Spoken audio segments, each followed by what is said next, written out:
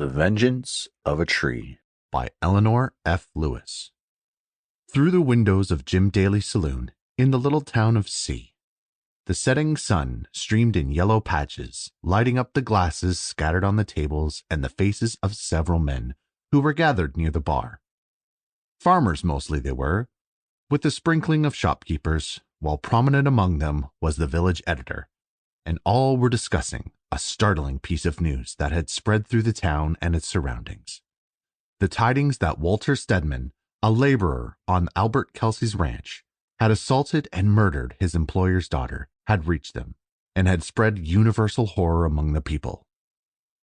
A farmer declared that he had seen the deed committed as he walked through a neighboring lane and, having always been noted for his cowardice instead of running to the girl's aid, had hailed a party of miners who were returning from their midday meal through a field nearby.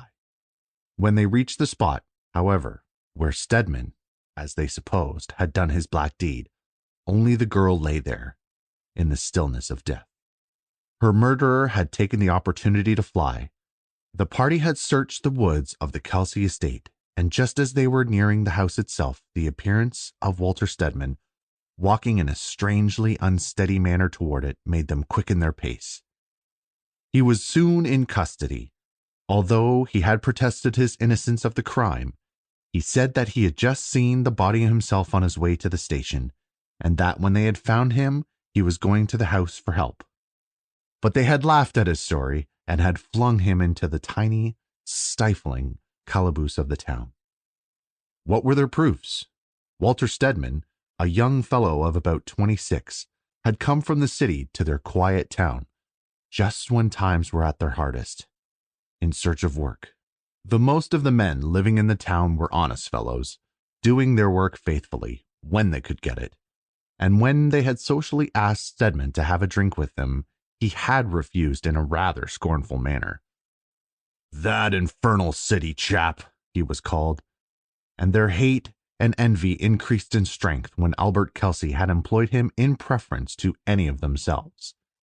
As time went on, the story of Stedman's admiration for Margaret Kelsey had gone afloat, with the added information that his employer's daughter had repulsed him, saying that she would not marry a common laborer.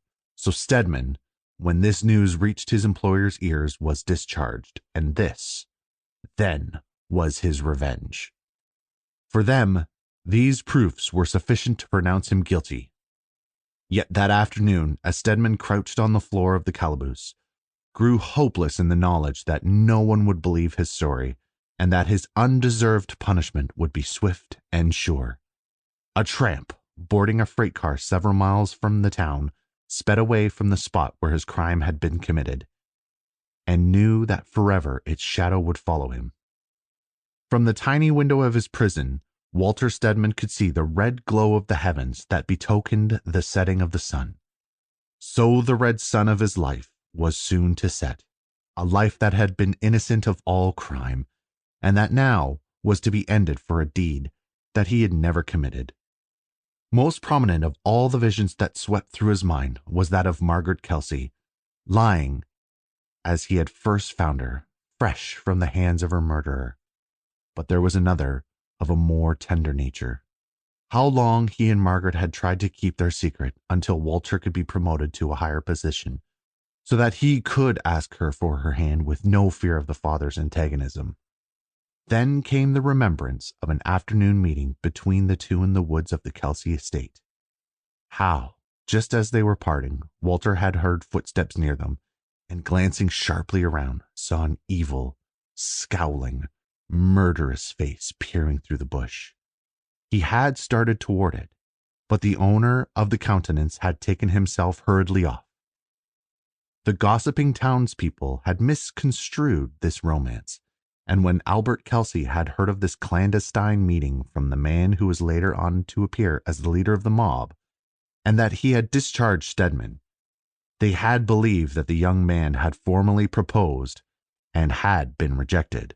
But justice had gone wrong, as it had done innumerable times before, and will again. An innocent man was to be hanged. Even without the comfort of a trial, while the man who was guilty was free to wander where he would. That autumn night the darkness came quickly, and only the stars did their best to light the scene.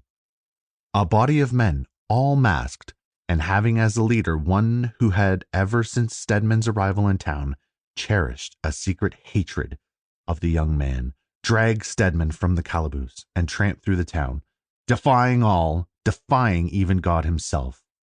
Along the highway and into the Farmer Brown's cross-cut they went, diligently guarding their prisoner, who, with the lanterns lighting up his haggard face, walked among them with the lagging step of utter hopelessness.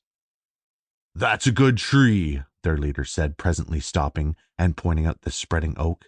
When the slipknot was adjusted and Stedman had stepped on the box, he added, "If you've got anything to say, you'd better say it now." "I am innocent. I swear before God," the doomed man answered. "I never took the life of Margaret Kelsey." "Give us your proof," jeered the leader, and when Stedman kept a despairing silence, he laughed shortly. "Ready, men!" he gave the order. The box was kicked aside, and then only a writhing body swung to and fro in the gloom. In front of the men stood their leader, watching the contortions of the body with silent glee. "I tell you a secret, boys," he said suddenly. "I was after that poor murdered girl myself.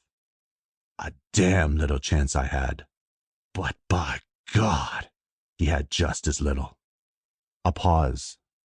Then, "He shunted this earth. Cut him down, you fellows." "It's no use, son. I'll give up the blasted thing as a bad job. There's something queer about that there tree. Do you see how its branches balance it? We have to cut the trunk nearly in two, but it won't come down. There's plenty of others around. We'll take one of them.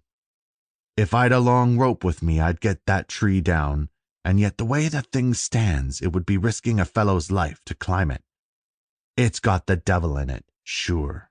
So old Farmer Brown shuddered his axe and made for another tree, his son following. They had sawed and chopped and chopped and sawed, and yet the tall white oak, with its branches juttering out almost as regularly as if done by the work of a machine, stood straight and firm. Farmer Brown, well known for his weak, cowardly spirit, who in beholding the murderer of Albert Kelsey's daughter had, in his fright, mistaken the criminal, now in his superstition let the oak stand, because its well-balanced position saved it from falling, when other trees would have been down, and so this tree, the same one to which an innocent man had been hanged, was left, for other work. It was a bleak, rainy night, such a night as can be found only in Central California. The wind howled like 1,000 demons and lashed the trees together in wild embraces. Now and then the weird hoot hoot of an owl came softly from the distance in lulls of the storm, while the barking of coyotes woke the echoes of the hills into sounds like fiendish laughter. In the wind and rain a man fought his path through the bush and into Farmer Brown's cross-cut, as the shortest way home. Suddenly he stopped, trembling, as if held by some unseen impulse. Before him rose the white oak, wavering and swaying in the storm. "Good God, it's the tree I swung Stedman from," he cried, and a strange fear thrilled him. His eyes were fixed on it, held by some undefinable fascination. Yes, there on one of the longest branches a small piece of rope still dangled.